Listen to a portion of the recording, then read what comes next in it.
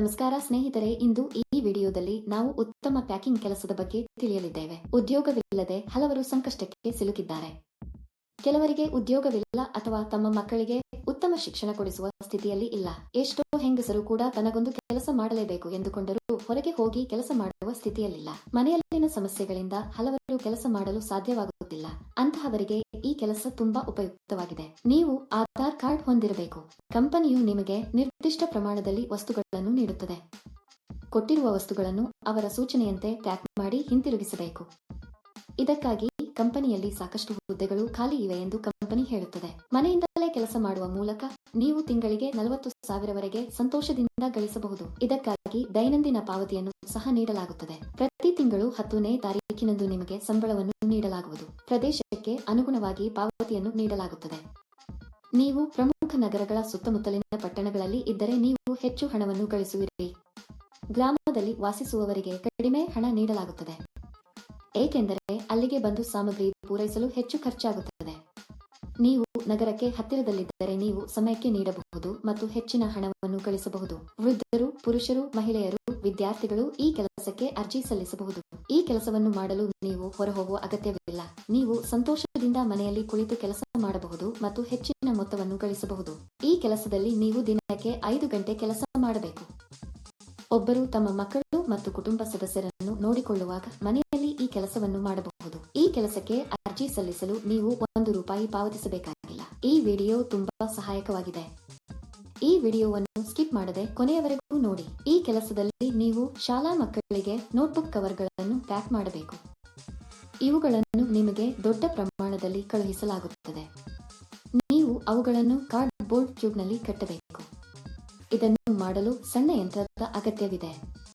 ಕಂಪನಿಯು ಆ ಯಂತ್ರವನ್ನು ನಿಮಗೆ ಕಳುಹಿಸುತ್ತದೆ. ನಂತರ ರೋಲ್ಗಳನ್ನು ಪಾರದರ್ಶಕ ಪ್ಲಾಸ್ಟಿಕ್ ಕವರ್ನಲ್ಲಿ ಹಾಕಿ.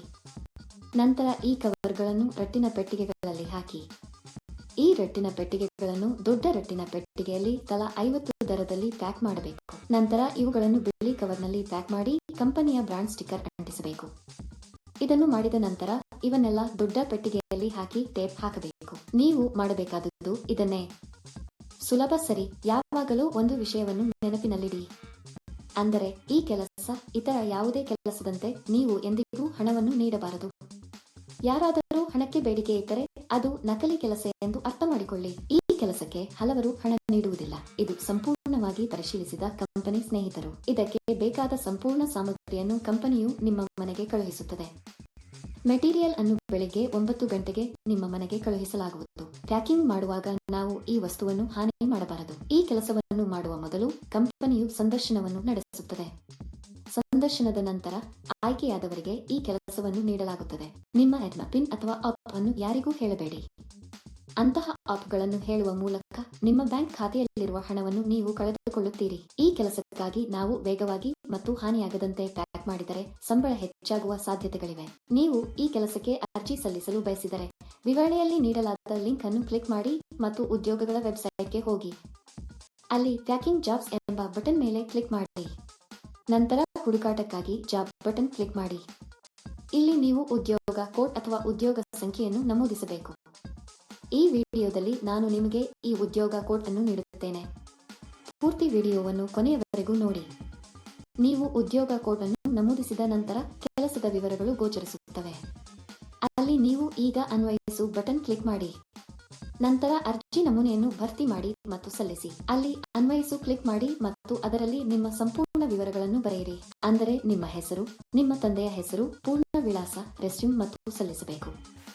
ನೀವು ಅದನ್ನು ಅರೆಕಾಲಿಕ ಅಥವಾ ಪೂರ್ಣ ಸಮಯ ಮಾಡುತ್ತಿದ್ದೀರಾ ಎಂಬುದನ್ನು ಸಹ ನೀವು ನಮೂದಿಸಬೇಕು. ಈ ಉದ್ಯೋಗಕ್ಕಾಗಿ ಉದ್ಯೋಗ ಕೋಡ್ 1230. ನಾನು ಮತ್ತೆ ಪುನರಾವರ್ತಿಸುತ್ತೇನೆ.